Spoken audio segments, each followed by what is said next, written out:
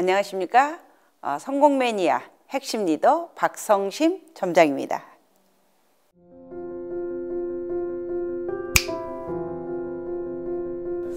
많이 어려웠죠. 시골에서 태어나서 농사 짓는 부모님인데 그것도 농토도 우리 거가 아닌 남의 농작을 지어서 먹고 사는 그 부모님 밑에서 살았습니다. 중학교 과정과 고등학교 과정을 검정고시로 해서 패스를 했습니다.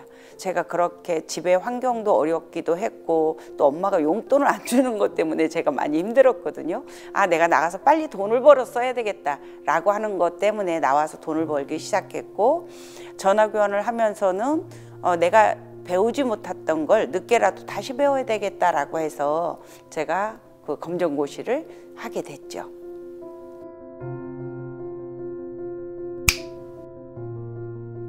일을 좀 해야 되는데 공장에 가서 일을 하고 이런 것보다는 그 당시는 전화 교환원하고 텔렉스라고 하는 게 신문 광고에 굉장히 많이 모집 공고가 나왔거든요. 내가 전화 교환원을 좀 해야 되겠다. 그래서 학원을 다니고 자격증을 땄습니다. 그 교환원 자격증을 가지고 호텔 쪽에서 근무를 많이 했어요. 제가 교환원을 하면서 많은 얘기를 들은 게 목소리가 참 좋다. 전 천직이다 라는 생각을 그 당시는 하고 일을 했습니다.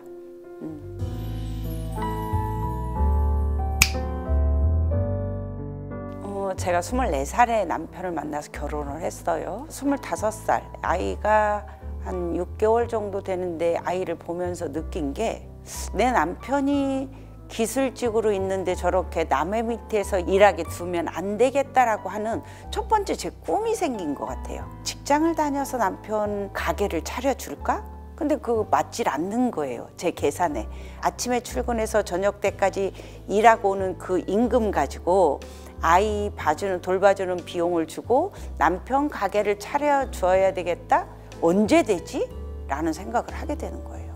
그런데 이제 저희 시어머니가 떡 장사를 하시는 거예요. 100원에 8개를 받아다가 4개를 주고 판대요. 그러면 배가 남는 장사잖아요. 그런데 노점상에서 하시다 보니까 가게세가 안 나가는 거예요. 저 장사를 내가 좀 해봐야 되겠다. 그 당시 이제 제가 시집 올 때 해온 스댕 다라가 있어서 머리에 이고 앞치마 하나 두르고 창피하잖아요. 25세 떡 장사를 한다는 게 모자 하나에서 딱 뒤집어 쓰고 아이를 들쳐업고, 저는 천안역 대합실을 물색을 해놨습니다. 제 나름대로. 1시간이 지나도 떡이 안 팔리는 거예요. 어느 아주머니가 저한테 다가온 거예요. 떡 장사는 여기서 이렇게 하는 게 아니야. 그러면서 저를 장소를 알려준 거예요. 알려준 길로 가다 보니 여기다 올려놓으세요. 그래서 제가 거기다 올려놓고 이걸 딱 열었는데 갑자기 사람이 몰려드는 거예요. 거기 알려주신 곳이 장이에요.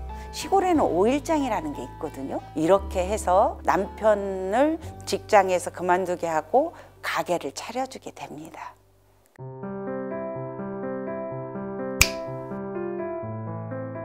첫 번째 목표가 딱 이루어지고 났는데 이제 두 번째 목표가 또 생기더라고요. 왜냐면 남편하고 정말 열심히 살았거든요. 근데 1년 동안 해서 이거 정산을 다 해보면 돈이 벌은 게 없는 거예요. 다 어디로 갔지? 하고 보니까 제일 큰 지출이 임대료였어요. 그렇다면 임대료를 주지 않으려면, 나는 임대료 받는 사업자는 아니더라도 조그마한 곳에서 임대료 나가지 않는 내 가게가 하나가 필요하다. 그래서 집을 팔게 됐습니다. 새벽같이 나와서 밤에 들어가는 그 집이 의미가 없었어요. 상가가 8개가 나오더라고요. 그래서 제 두 번째 목표가 달성을 했습니다. 그렇게 해서 내 건물에 들어와서 장사를 하게 되는데, 사람이 한국 속담에 말 타면 종 부리고 싶다라고 하는 속담이 있지 않겠어요? 욕심이 또 생기더라고요. 그래서 세 번째 목표가 또 생겼습니다. 남편은 늘 뭐를 했어요? 옷에 기름칠을 하고 있었어요. 냉장고 수리도 하고 만들 제작도 하고 뭐 이런 일, 에어컨 수리도 하고 이래야 되는 어떤 부분이다 보니, 근데 그 남편을 보면서 언제까지 남자로 태어나서 저렇게 옷에 기름칠만 하고 살다 갈 수는 없겠다라고 하는 세 번째 목표가 생겼습니다. 제가 에어컨 전문점을 하기 위해서 골드스타하고 연결이 됐습니다. 그 LG의 TO가 자리가 홍성밖에 없다는 거예요. 저한테는 굉장히 불모지였는데 당신이 간다면 충청남도의 그 상권을 다 주겠다라고 얘기를 했어요. 그래서 제가 그것 때문에 홍성이라고 하는 그 불모지를 가게 됩니다. 처음에 홍성을 한번 딱 가는데 산길을 가는데 여기서 사람이 살 수 있을까? 그런데 제가 거기에서 20년을 살았습니다. 그동안 에어컨이라는 게 없었거든요. 그래서 90년, 91년, 92년까지 3년을 돈을 갈퀴로 긁는다라고 하는 걸 저는 맛을 봤어요. 그 돈을 갖다 땅에다 묻었죠. 모아서 다시 팔고 모아서 건물이 하나 되고 모아서 또 하나의 건물이 되고 사람이 평생에 3번의 기회가 온다고 하는데 저는 이렇게 생각을 해요. 제 남편을 만난 게 첫 번째 기회였고 LG전자를 만난 게 2번째 기회였다라고 생각을 합니다.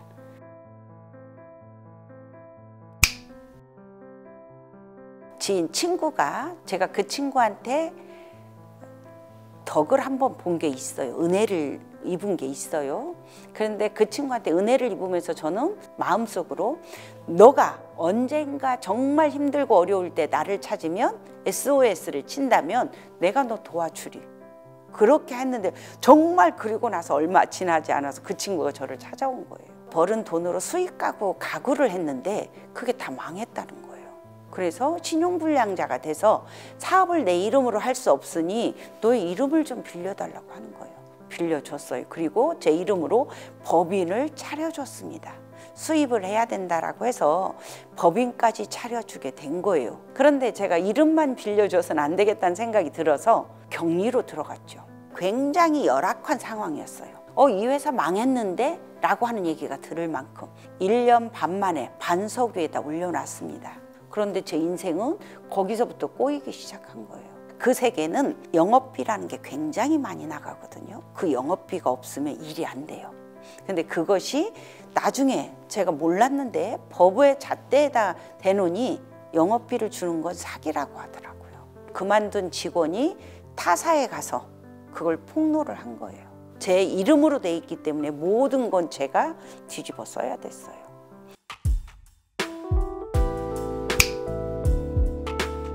피부관리실에 어느 날 갔는데 하얀 가운 입은 선생님이 왔다 갔다 하는데 저하고 눈이 딱 마주쳤어요. 젊은이, 지금은 돈이 좀 많은데 노년에 돈이 새네. 막아야 돼. 자기는 사람의 운명을 바꿔주는 일을 한대요. 관상학적으로. 그러면서 제가 그때 잘 나갔기 때문에 그 말이 솔깃했어요. 그래서 필러를 맞게 됐습니다. 지금 알고 보니까 공업용 필러였던 거예요. 그래서 녹지 않고 그 주사액이 들어가는 것마다 다이아몬드처럼 이마에 박히고 코는 순환이 안 되니까 딸기코 병원에서 이 뚜껑을 다 열고 그리고 그걸 핀셋을 하나씩 집어넣어야 된다고 하더라고요. 그래도 수술을 하려고 했는데 그 의사 선생님 마지막 하시는 말씀이 이마는 시신경이 지나가기 때문에 실명할 수도 있습니다라는 얘기를 하더라고요. 제 업보려니 하고 그냥 살겠습니다 하고 안 했어요. 어느 날 제 친구가 전화가 오는 거예요. 야야, 네 이마에 맞은 필러를 녹여주는 제품이 있어. 한 번만 와봐. 그게 찾아간 곳이 선능이었습니다. 그리고 그게 만난 게 인셀덤이었어요. 그 친구가 부스터 세럼 크림을 주면서 3일 안에 다 발라봐. 네 얼굴에서 놀라운 일이 일어날 거야 라고 하더라고요.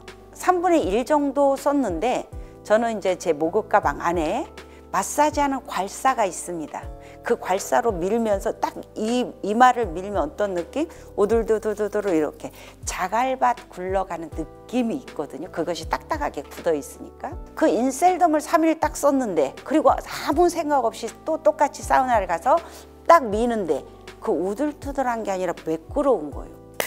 야, 이거 뭐지? 대박이네. 저는 의심이 되게 많아요. 제가 느끼지 않으면 누구 말도 잘 안 믿거든요. 근데 제 손끝에서 느꼈잖아요. 그래서 쓰게 됐고 그래서 이틀 동안은 마루타처럼 제가 이제 다 쓰기 시작했어요.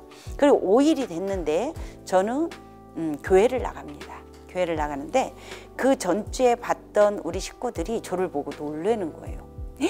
권사님 성형하고 오셨어요? 얼굴이 왜 이렇게 좋아지셨어요? 남들이 알아보는 걸 보고 이 제품 정말 대단하구나라는 걸 느꼈습니다. 그리고 5일 쓰고 제가 이제 선능으로 가게 되는 거죠.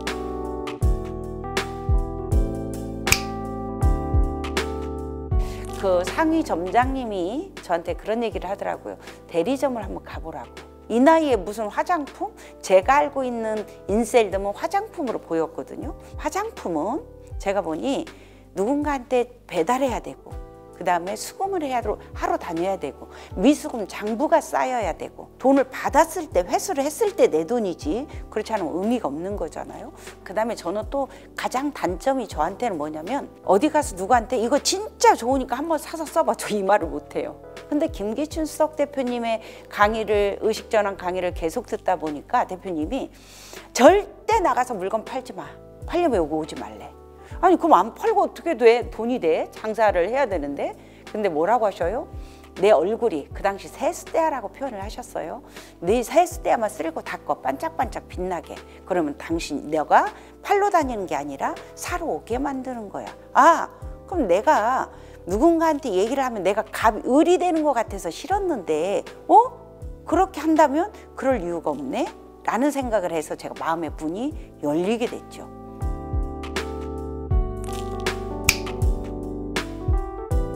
저 이제 가족들한테 어쨌든 제가 또 신용을 잃었었잖아요. 말은 안 하지만 가족의 눈빛을 보고 제가 알게 되는데, 이걸 받고 나서 복수를 해야 될 것 같은 거예요. 마치 명절이 됐어요. 모든 가족이 있는 데서 내가 나라는 걸 보여줘야 되겠다 싶어서 은행에 가서 1,000만 원을 찾았습니다. 아가씨가 5만 원권 드릴까요? 아니요. 1,000만 원짜리 수표 한 장 주세요.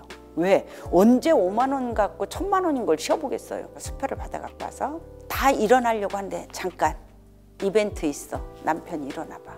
그리고 남편한테 제가 봉투를 딱 열면서 1,000만 원 수표를 하나 딱 건넸어요. 용돈 써. 저희 가족들이 난리가 났죠. 이게 어떤 상황인지. 그랬더니 이제 가족들이 그걸 지켜보더니 업어줘 해서 저를 거실에서 업고 뱅뱅 도는 이벤트를 했답니다. 그 뒤로 남편은 이제 저희가 건물에 어떤 보수를 할 때만 되면 저한테 손을 내밀죠. 여보, 뭐를 얼마 해야 돼, 얼마 해야 돼. 이렇게 되는 제 멋진 제 삶이 SGM을 만나서 이루어지고 있습니다.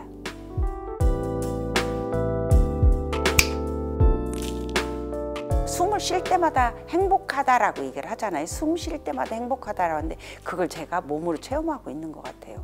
SGM을 만나지 않았더라면, 두 분 대표님을 만나지 않았더라면, 그때 화장품이라고 밀어냈더라면, 제가 조금 더 마음의 문을 열지 않았다면, 만약에 제가 그때 받아들이지 않았다면 할머니로 전락해, 몸빼바지 입고 있는 할머니로 전락해 있을 겁니다. 우리 SGM에는 목표가 있고 꿈이 있고 희망이 있고 이런 삶을 살 수 있음에 감사한데, 제가 또 이렇게 마치 연예인이 된 것처럼 이렇게 영상을 찍을 수 있고 이런 부분이 다 돼서 너무 감사합니다. 감동이었습니다.